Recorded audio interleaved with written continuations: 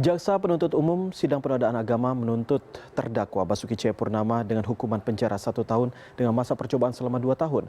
Basuki dianggap terbukti bersalah melakukan tindak pidana di muka umum berupa penghinaan terhadap satu golongan. Dan berikut ini adalah cuplikan tuntutan yang dibacakan JPU dalam sidang yang digelar beberapa saat yang lalu. Kami penuntut umum dalam perkara ini menuntut supaya Majelis Hakim Pengadilan Negeri Jakarta Utara yang memeriksa dan mengadili perkara ini memutuskan. 1. Menyatakan terdakwa Insinyur Basuki Cahayapurnama alias Ahok terbukti bersalah melakukan tindak pidana di muka umum, menyatakan perasaan permusuhan, kebencian atau penghinaan terhadap suatu golongan rakyat Indonesia sebagaimana diatur dalam pasal 156 KUHP dalam dakwaan alternatif kedua. 2. Menjatuhkan pidana terhadap terdakwa Insinyur Basuki Cahayapurnama alias Ahok dengan pidana penjara selama 1 tahun dengan masa percobaan 2 tahun. Dan untuk mengetahui perkembangan pasca sidang, sudah ada koresponden CNN Indonesia Dea Intan Kartika di Kementerian Pertanian. Dea, ini seperti apa kesimpulan sidang sejauh ini yang bisa Anda dapatkan? Selamat siang Iqbal, tadi kami memantau langsung bagaimana jalannya sidang dengan agenda tuntutan yang tadi dimulai pada pukul 9 waktu Indonesia Barat dan berakhir pada pukul 11:35 dan kita tahu bahwa Basuki Cahayapurnama berdasarkan penilaian dari JPU yang memaparkan apa saja pertimbangan yang membuat mereka melakukan penuntutan, ini akhirnya menuntut Basuki Cahayapurnama selama pidana selama 1 tahun dan masa percobaan selama 2 tahun. Tadi dalam sidang selama 2,5 jam, Iqbal, sejumlah argumen atau sejumlah pendapat dinyatakan oleh JPU mengapa kemudian mereka melakukan tuntutan dan menyebutkan tuntutan 1 tahun pidana dengan masa percobaan 2 tahun. Salah satunya adalah soal kata-kata dibohongi pakai surat Al-Maidah ayat 51 yang menurut mereka ini merupakan kata-kata yang memiliki tendensi negatif dalam hal ini kepada umat Islam yang menghuni di Pulau Panggang Kepulauan Seribu. Kita tahu di Pulau Panggang Kepulauan Seribu 93% masyarakatnya merupakan masyarakat beragama Muslim. Dan saya akan mengajak Anda untuk bisa mendengarkan langsung pendapat dari Basuki Cahayapurnama soal tuntutan. Kita nantikan hadirnya Basuki Cahayapurnama ke depan dari teman-teman media di sini.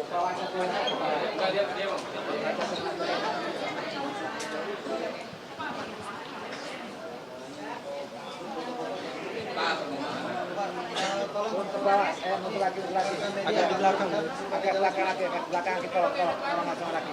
Kan lawyernya.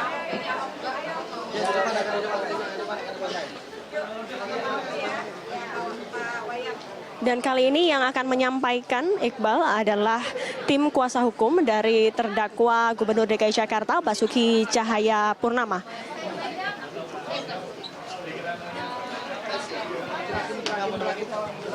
Di atas nggak apa-apa di sini. Di sini aja, di sini. Bisa ya? Pak Wayan mana Pak Wayan? Pak Roni. Ayo. Udah ya, pers ya? Udah siap? Jadi begini, udah? Pawayan ya? Sama-sama. Jadi gini, teman-teman pers. Udah siap? Jadi begini ya, tadi kan live. Pasti kalau live semuanya sudah mendengar secara langsung. Tapi kita penasihat hukum ingin memberikan sedikit saja poin mengenai apa yang menjadi tuntutan tadi dari jaksa.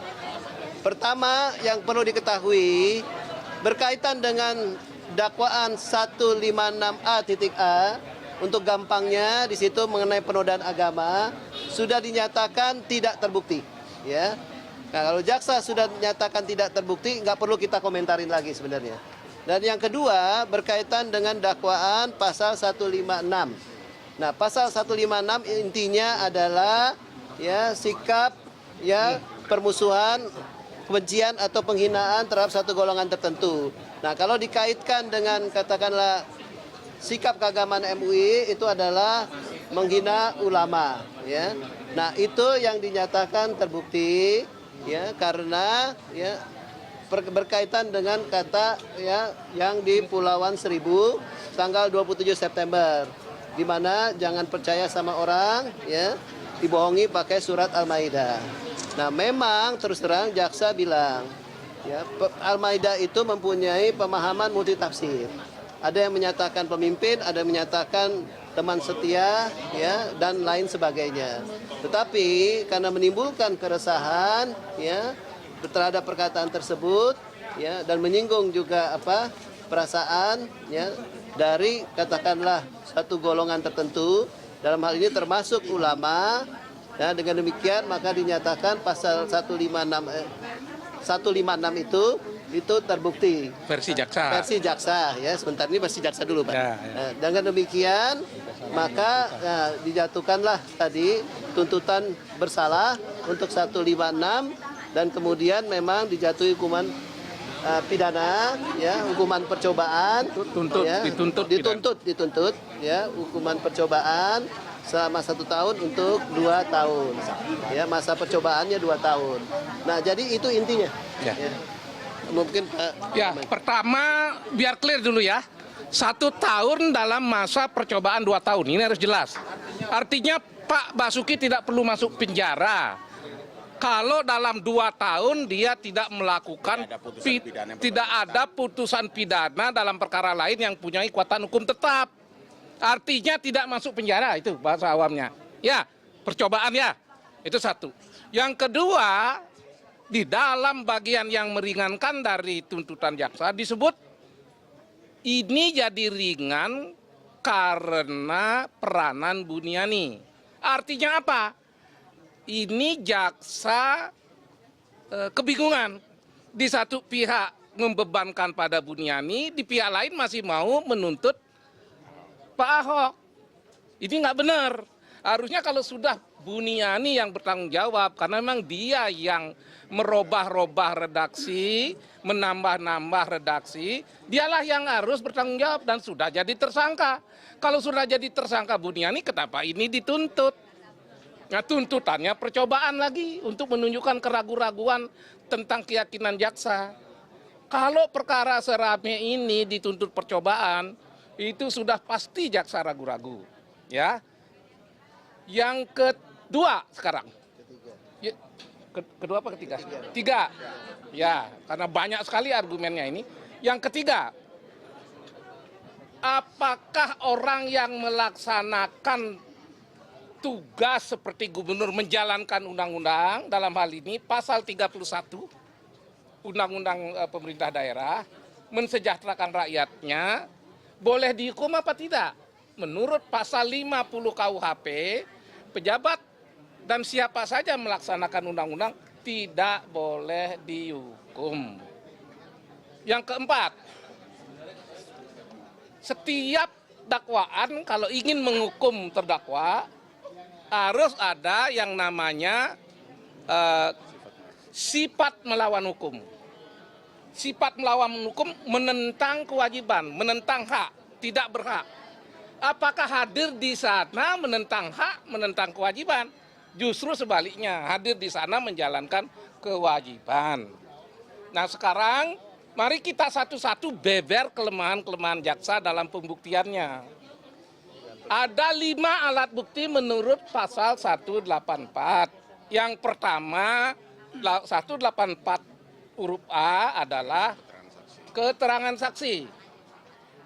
Jaksa memaksakan diri 12 saksi de auditu yang tidak mendengar dianggap saksi menurut pasal 184 huruf A yang notabene saksi itu harus melihat sendiri, mendengar sendiri, mengetahui sendiri. Ini sudah kebingungan jaksa.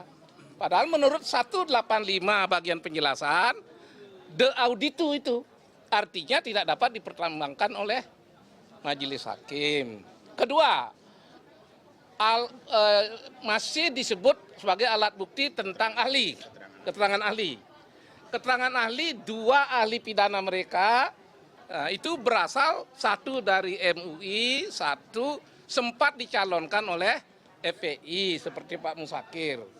Menurut pasal 185 ayat 6, saksi seperti ini yang punya kepentingan, ahli seperti ini yang punya latar belakang, riwayat hidup, latar belakang saksi yang tidak objektif, tidak bisa didengar keterangannya, tidak dapat dipertimbangkan. Apalagi sudah dibantah oleh ahli-ahli pidana lain yang diajukan oleh penasihat hukum dan diajukan oleh kepolisian dan kejaksaan seperti Prof. Hyaryat. Bagaimana ahli agama dari MUI? Sama saja. Sudah dibantah oleh ahli-ahli dari MUI sendiri seperti Prof. Hamkahak, kemudian Isomudin, Sahiron, dan lain-lain. Artinya kalau sudah bertentangan satu sama lain, ahli-ahli yang berasal dari kubu, ini menurut jurisprudensi tidak dapat diterima, harus gugur keterangannya. Nah, yang ketiga, surat. Surat MUI diangkat sebagai alat bukti. Kuat nggak dia? Sekali lagi, kalau prosesnya nggak benar, kedua, kedudukan surat itu tidak sama dengan undang-undang, bisa nggak? Kalau dia bukan akte resmi, bisa nggak dijadikan alat bukti? Pasti tidak juga. Lalu prosesnya ketika membuat tidak ada tabayun dan lain sebagainya. Jadi kalau tiga alat bukti sudah gugur, lalu dia mencari petunjuk. Alat bukti petunjuk. Sebagai aturan, petunjuk hanya bisa digunakan kalau ada alat bukti lain menguatkan. Nah, tiga alat bukti lain sudah lemah. Sehingga tinggal satu alat bukti, keterangan terdakwa. Keterangan terdakwa justru mematahkan tiga alat bukti dan petunjuk itu. Nah, oleh karena itu jelaslah dari sisi manapun ini memang tidak dapat dibuktikan. Kalau melihat bagaimana sejarahnya kasus ini muncul sampai ke penyidikan, itu dimulai karena ada demo-demo dan tekanan. Kalau ini diteruskan, Republik ini nggak tahu ke depannya kayak apa. Kalau karena tekanan orang bisa membuat orang jadi terdakwa seperti Pak Basuki disalimi seperti ini, lalu karena tekanan itu keluar sprindik, padahal kan harusnya sprindik keluar dulu, dicari bukti, perkara menjadi terang, lalu ditemukan tersangkanya. Ini sprindik dulu, jadi tersangka gitu. Nah, oleh karena itu, tunggu dulu, biar selesai dulu. Oleh karena itu, terbalik. Ketika sprindik ini sudah muncul, ada terdakwa ditetapkan, kebuntuan bagi penyidik mencari bukti dan tersangka. Dipaksakanlah tersangkanya, dipaksakanlah buktinya. Maka di persidangan terjadi kekacauan seperti sekarang. Tapi karena tekanan lagi-lagi dipaksakan itu. Ada pertanyaan? Mungkin Mas Teguh. Ya, ada tambahan? Ada. Tambahan sedikit ya. Ini pinternya jaksa ya untuk menutupi keraguan-raguannya. Dia menganggap dalam tuntutannya tadi tentang adanya pernyataan permusuhan dan kebencian terhadap golongan rakyat Indonesia. Dianggap kata-kata yang dikemukakan oleh Pak Basuki Cahayapurnama dalam rangka, ini saya mau cerita Bapak Ibu supaya semangat. Kalimat ini dihilangkan, sehingga cuma diambil dalamnya saja. Padahal awal muawal ceritanya sampai ada Al-Maidah segala macam itu supaya Bapak Ibu warga Pulau Nangka, Kepulauan Seribu itu supaya semangat bisa menerima program budidaya ikan kerapu. Ini dihilangkan oleh jaksa penuntut umum, sehingga dianggap ini sebagai pernyataan permusuhan dan kebencian terhadap rakyat Indonesia yang beragama Islam. Padahal menurut teori hukum pidana yang namanya kata-kata bermusuhan itu gaya bahasanya, ungkapannya, intonasinya nggak ada. Kalau kita melihat mendengar dari video nggak ada orang dia kemukakannya nyantai-nyantai saja seperti biasa kepada orang tua, kepada anaknya, gubernur kepada rakyatnya. Jadi nggak ada kata-kata permusuhan, kebencian dalam mengungkap kata-kata atau kalimat saat memberikan sambutan. Dari sisi ilmu hukum ini aja harusnya jaksa tidak menuntut Basuki Cahayapurnama dengan hukuman masa percobaan. Harusnya berani menuntut bebas. Tetapi kembali lagi, ini adalah perkara politik. Karena perkara politik, hukum biasanya dibuat untuk bisa tahu sendirilah seperti itulah. Nah, itu kira-kira gitu kan, semuanya paham. Ini adalah perkara politik, bukan perkara tindak pidana biasa. Sehingga seperti yang saya ungkapkan tadi, kalau kita mau jujur objektif dari sisi hukum pidana, kenapa kata-kata awal Bapak Ibu ini mau cerita supaya semangat, ini dihilangkan seperti itu loh. Ini contohnya, ini salah satu itu aja. Jadi argumentasi kita sebenarnya sangat mudah untuk melunturkan atau menggugurkan daripada tuntutan saudara penuntut umum. Itu tambahan dari kami, Pak. Mengenai pembelaan, ya kan udah ditentukan jadwalnya Selasa depan. Ya kalau sudah ditentukan ya kita harus siap, ya. Tapi memang kita kan harus mendengarkan tuntutan jaksa. Nah setelah mendengar tuntutan jaksa ini tentu pledoinya itu nanti menyesuaikan diri dengan apa yang jadi tuntutan jaksa. Ya. Jadi tadi pledoinya semuanya kita bahas ya. Dakwaan pertama, dakwaan kedua kita bahas semuanya. Menurut kita dalam pledoi itu nggak terbukti semuanya. Tetapi sekarang tuntutannya justru yang pertama tidak terbukti, kedua terbukti. Kita nggak rela juga orang menurut ilmu hukum nggak terbukti kok.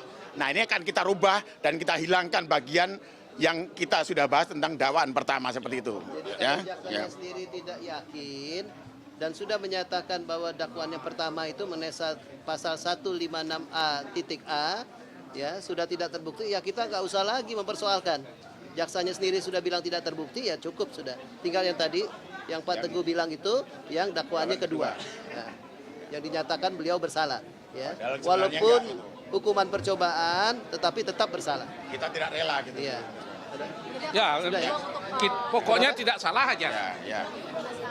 Nah, fakta persidangan ini memang menunjukkan bahwa tidak ada satupun unsur yang menyatakan bahwa itu terbukti. Kita kan kembali kepada fakta persidangan. Nah, terus terang salah satu hal yang perlu teman-teman pers tahu, kenapa tuntutan jaksa seperti ini, ya, yang dakwaan pertama tidak terbukti dan dakwaan kedua seperti tadi itu, tidak terlepas dari fakta persidangan. Ini nggak mungkin bisa mengada-ngada, tetapi itu menurut versi daripada jaksa, ya penuntut umum. Tetapi bagaimanapun juga apa yang disampaikan tadi dalam tuntutannya tidak lepas dari fakta persidangan. Nah tentu kita mempunyai penilaian sendiri terhadap fakta persidangan yang akan kita tuangkan nanti dalam pledoi kita. Ya, Sudah ya, cukup ya. Terima kasih.